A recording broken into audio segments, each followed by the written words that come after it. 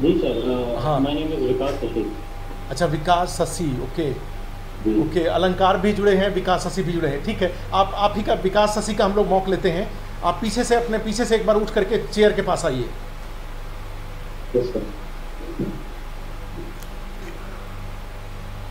ठीक है, आप आइए।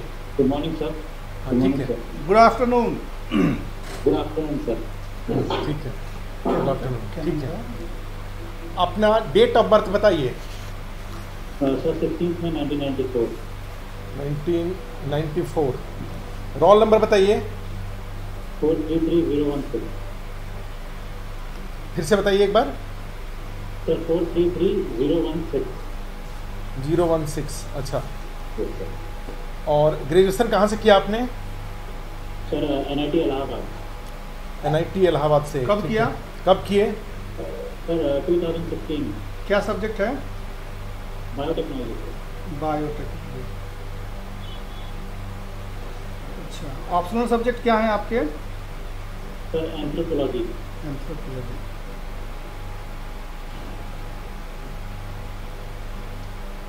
और हॉबी क्या है? Sir exercise. एक्सरसाइजिंग, ठीक है। और अभी करते क्या हैं आप? सर अभी तैयारी कर रहा हूँ। 2016 to 2017 एक साल मैं एम्प्लॉयड था, और 2017 से मैं तैयारी कर रहा हूँ। किस डिस्ट्रिक्ट के रहने वाले हैं? सर हैं तो हम रोहतास के, but we are settled in Patna. Rohtas के रहने वाले हैं, अच्छा। चलिए, रोहतास से ही रोहतास और पटना के बारे में ही बता दीजिए। दोनों का थोड़ा हिस्टोरिकल बैकग्राउंड बता दीजिए।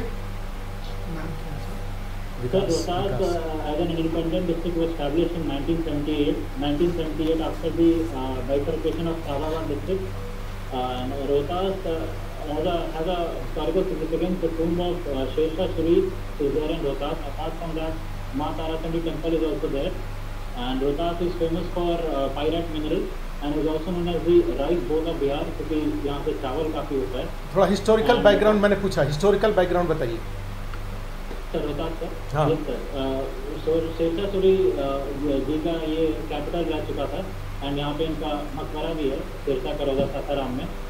एंड माँ तारा का टेम्पल, देन बाबा धाम, नहीं नॉट बाबा धाम, गुप्तेश्वर धाम। नाम सर याद नहीं। गुप्तेश्वर धाम है ना वहाँ? गुप्तेश्वर धाम।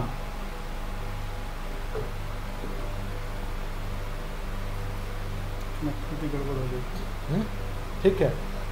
पटना के बारे में बताइए। पटना का कुछ हिस्टोरिकल नेम बताइए, पहले का, पुराना।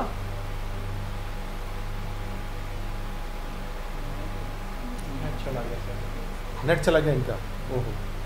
सर मैं ऑडिबल? हाँ हाँ, ठीक है। पटना का हिस्टोरिकल नेम बताइए। सर पटना का हिस्टोरिकल नेम पाटलिपुत्र है, and Patna has been established by Udayan and in 490 BC। उसके बाद से सर ये कई डायनास्टीज का कैपिटल रहा है, जैसे Magadh, Haryana, Pala dynasty, Nanda dynasty, Gupta dynasty. And ये it is situated on the banks of river Ganga, and it is one of the oldest continuously habitated city in India.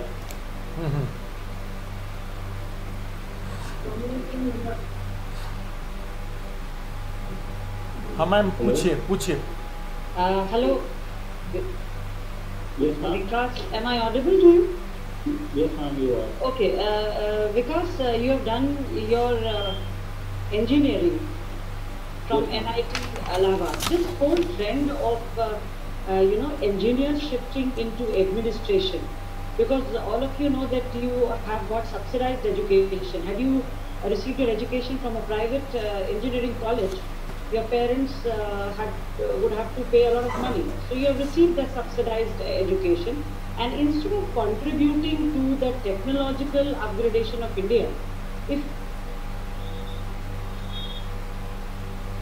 इनका भी डिस्कनेक्ट हो गया। students like you join in administration,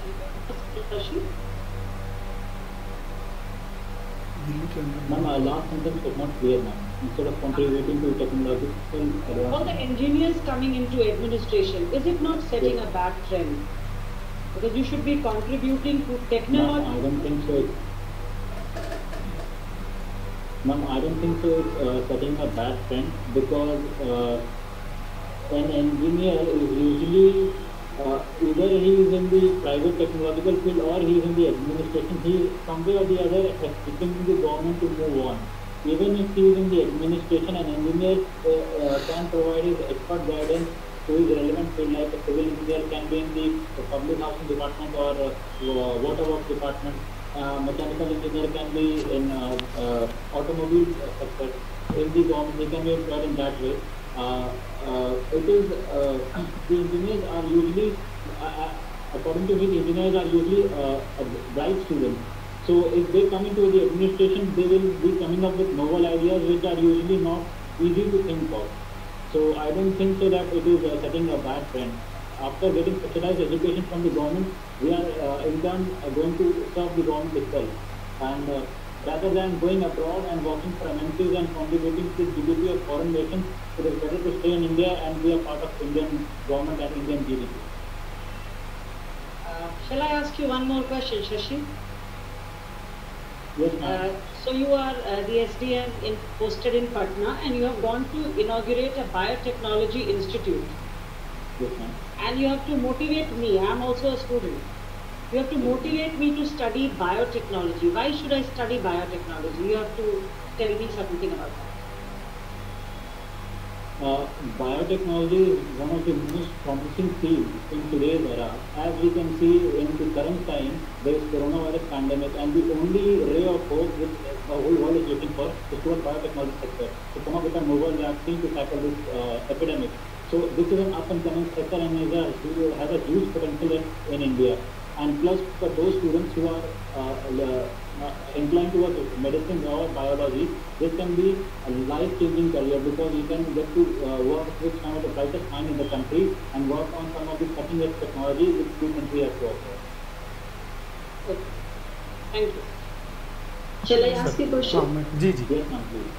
Vikas, you told that you were working somewhere before preparing for BPSC. Yes, Would you ma'am. tell us something? Where were you working? What was it like? Yes, ma'am. After completing my graduation, I was employed with a ride-sharing company called Just Ride in Bangalore. And initially, I was involved in various departments. Such as I was a part of it was a startup, ma'am. So I was a part of recruitment team. I was a part of customer support team. I was even a part of software development team, in which I was a tester and we used to provide insights to how to improve the app interface and the website interface. Later on, I was promoted as the city head of Pune. And initially when I joined the company, there were 40 people around me, and by the time I left the company, I had managed to increase the team size to 80 people and around 200 guys. So it was a good growth according to you. The post that you were holding, you contributed Yes, well. ma'am. What Yes. prompted you to leave that and think of BPSC? Ma'am, initially it was a good career, but since I was promoted to the city head, the work became kind of monotonous.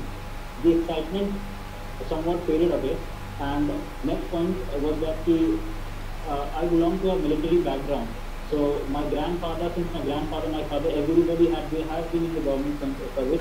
So somewhat or the other, I was always pulled towards this government job. Hence, I decided to pursue my dream to be an officer, and thus I quit my job.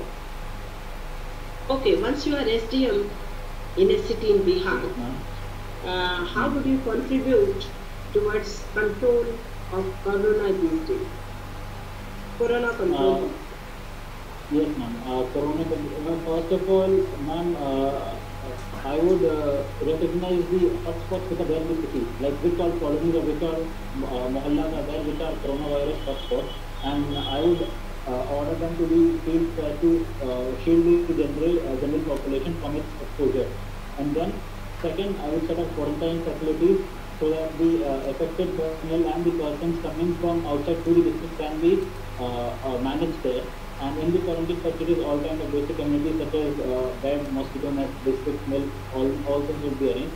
And for rehabilitation, I will make sure that the persons who are getting discharged from the hospital, they are not treated as untouchable rather than a brother. And for that, I will be driving awareness campaigns so as to ensure that people are welcome who are discharged from the hospital. Also, there is a great apathy towards doctors and nurses when they come to test So I will make sure that proper sensitization of the communities are there so that they treat doctors and nurses with due respect. I believe all these steps are already being taken. Then what do you think?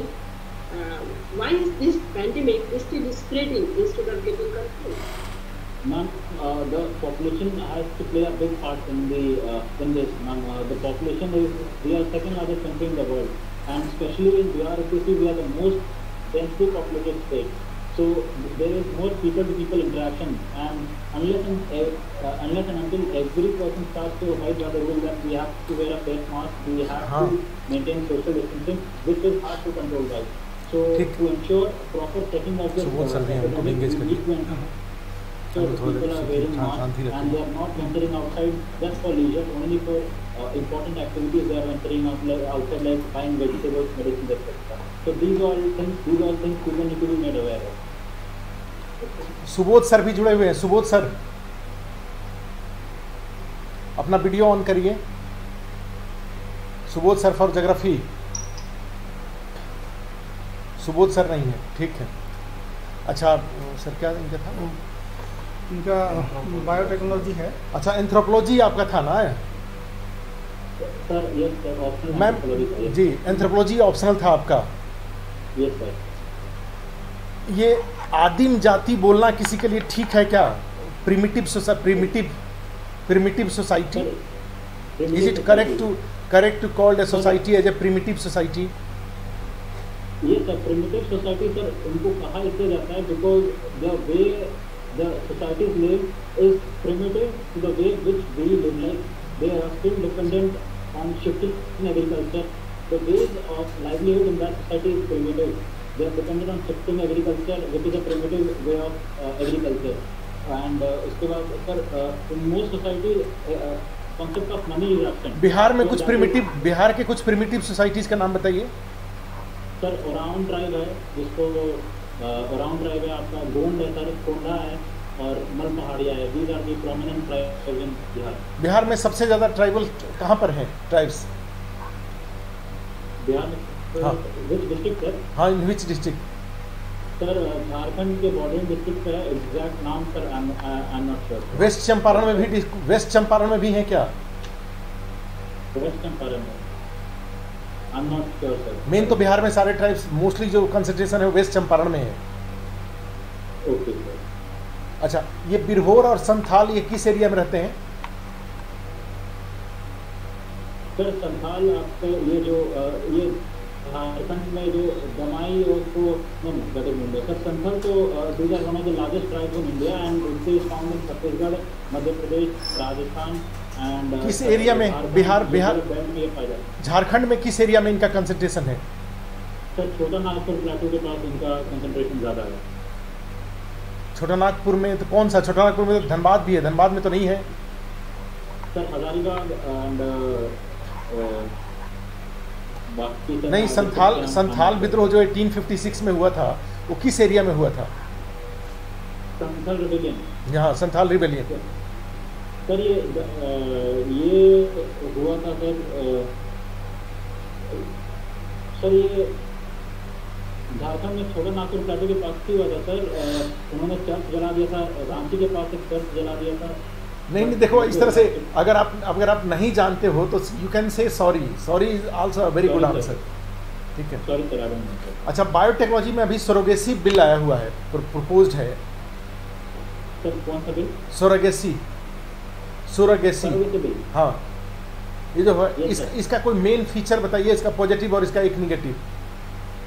Sir surrogacy bill में एक positive feature ये है कि जो commercial surrogacy है उसको बंद करने की बात की गई है। एंड इससे पहले लोग क्या करते थे कि जिनको स्पेशली जो अपर क्लास होता है, जिनको अपनी बॉडी को नहीं डिफाइन करना, they used to hire such people और उनको पैसे दे के वो सरोगेसी। तो जब मान लीजिए जो सेक्स वर्कर है, प्रोस्टिट्यूशन है, उससे तो अच्छा था ना ये? उनको अच्छा करने के लिए नहीं, मैं बता रहा हूँ कि प्रोस्टिट्यूशन इंडिया में लार्ज स्केल पे प्रोस्टिट्यूशन होता है। तो in comparison to prostitution, surrogacy, the option of surrogacy is better.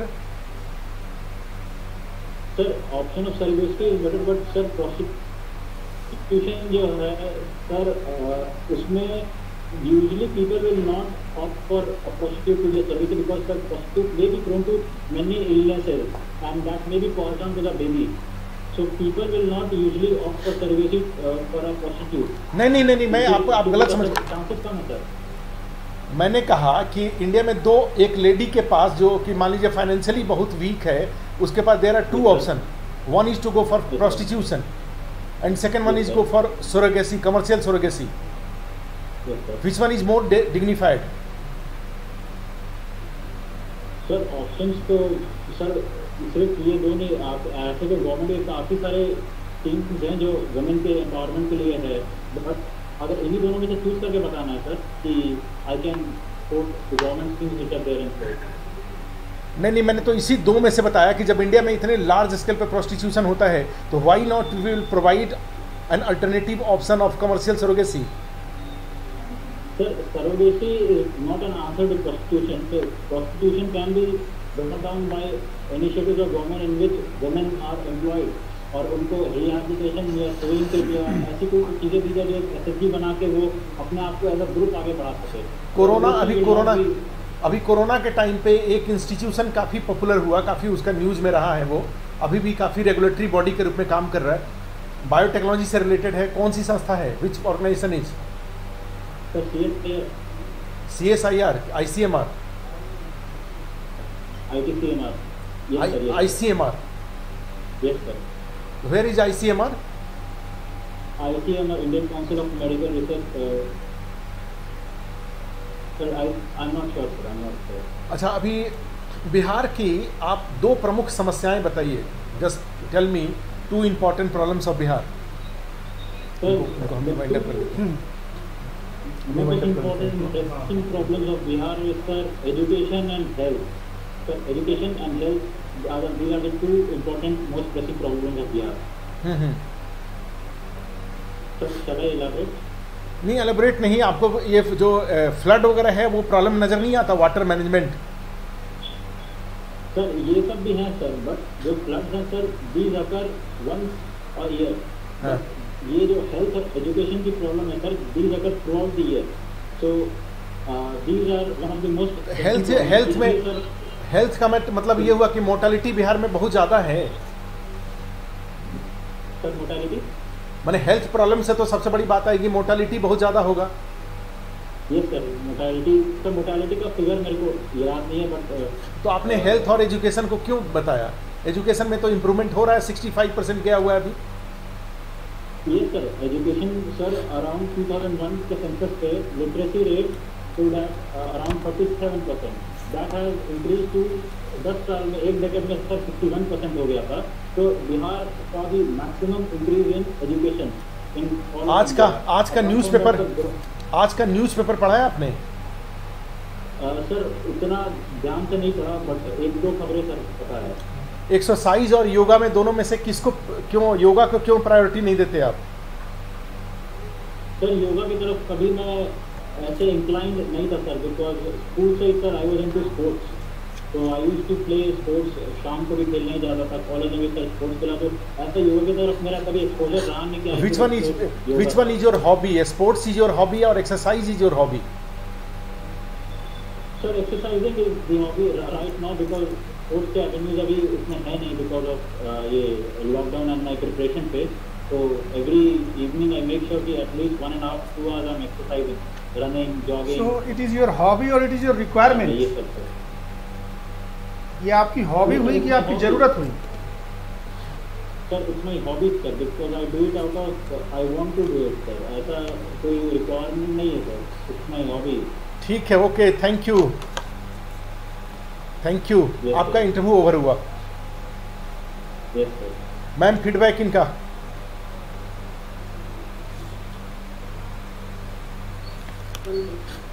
मेरे पॉइंट ऑफ व्यू से बायोटेक्नोलॉजी की थोड़ी तैयारी की जरूरत है। Yes sir. बायोटेक्नोलॉजी का फैक्चुअल नॉलेज, जैसे आईसीएमआर वगैरह का। आईसीएमआर का हेड ऑफिस दिल्ली में है सर, दिल्ली था बट मैं श्योर नहीं था, इसलिए मैंने मना कर दिया। और भी कई सारे इंस्टीट्यूशंस, कई सारे बायोटेक्नोलॉजी में लेटेस्ट डेवलपमेंट हो रहे हैं सरोगेसी के अलावा, जैसे ह्यूमन जीनोम का है, वैक्सीनेशन का है, या अभी इम्यूनिटी बढ़ाने से रिलेटेड है। तो ये सब बायोटेक्नोलॉजी के इंपॉर्टेंट एरियाज हैं जो कि आप इंट्रोड्यूस करेंगे। बाकी आपका प्रेजेंस ठीक है, आपका कॉन्फिडेंस ठीक है, वे ऑफ एक्सप्रेशन है वो ठीक है, ये सब चीज़ें आपकी ठीक है, तो दाढ़ी के साथ आप जाएंगे इंटरव्यू देने? सर दाढ़ी, हाँ सर दाढ़ी शेव कर लेंगे सर, अभी सुबह अगर दिमाग में नहीं आए वो इसीलिए पढ़ रहे थे। ना ठीक है, ठीक, कोई बात नहीं, दाढ़ी भी आपका अच्छा लग रहा है, वैसे उसमें भी जा सकते हैं आप। Yes sir. बाकी तो ठीक है। और कुछ बताइए, आप अपने इंटरव्यू को आप कैसे 10 में आप अपने सेल्फ असेसमेंट करने की बात की जाए तो कितना मार्क्स देंगे? सर मैं हाँ सर आउट ऑफ 120 ना अराउंड 90 या उसके आसपास कुछ दूंगा सर। मैंने आउट ऑफ 10 देना हो तो कितने में कितना देंगे? 10 में तो सर 6.5। 6 माने 6 बनता है आपका, 10 90 तो नहीं बनता है, 6 बनता है, आउट ऑफ 10 6 बन रहा है। 80 तक कहानी है, 80 के ऊपर जाने के लिए थोड़ा सा और इम्प्रेसिव होना होगा। Okay sir. ठीक है, चले ठीक है, थैंक यू। सर एक चीज पूछनी थी सर। हाँ sir I have appeared for CAPF interview last year and after, तो सर ये सब इंटरव्यू होना चाहिए कि नहीं चाहिए सर इस बार? आप बोल सकते हैं इसको SSB में। हाँ, क्या हाँ वो तो यदि पूछा जाए तब न बोलिएगा, ऐसे मतलब आपने कौन कौन से एग्ज़ाम दिए, क्योंकि वो आपकी अचीवमेंट कभी नहीं हो सकती कि आपने इंटरव्यू दिया था, है ना। पूछा जाए कि आपने क्या क्या किया इतने दिनों में, तो आप बताइए कि हमने यहाँ पर भी इंटरव्यू दिया, ठीक है, कहाँ काम किया वाले में वो नहीं आ सकता। Okay sir. हाँ, और एक चीज़ और काम करिए, आप थोड़ा स्लो बोलिए और स्लो। ओके। हाँ, आप अपने वीडियो को देखिए और उसके बाद पता चलेगा कि आपको थोड़ा और स्लो बोलने की ज़रूरत है। खाना खा ली? ओके हाँ सर। हाँ, एक खाना खा ली? हाँ। ठीक है, ओके। मैम कुछ फीडबैक दे सकते हैं? मनीष हाँ मैम बताइए, कोई फीडबैक दीजिए। Ma'am your mic is mute ma'am. थोड़ा पेस थोड़ा स्लो हो सकता है। You can give, you don't need to answer instantly. You can think for 3-4 seconds and then you can start. And yes, when you speak at a slower pace, more thought goes into speaking. Okay ma'am. Has to be practiced. Yes ma'am, I will practice in front of the mirror. Yes ma'am. ठीक है, Thank you ma'am. ठीक है, thank you. आप दोनों लोगों का होना है भाई। चलिए, अलंकार एक है, उसमें थोड़ी देर बोर हो रही हो। हाँ बैठो, चलो बैठो, आप बैठो। आ जाइए। नलिन जी आइए, आइए आइए आइए सर, आइए। आइए इधर आइए।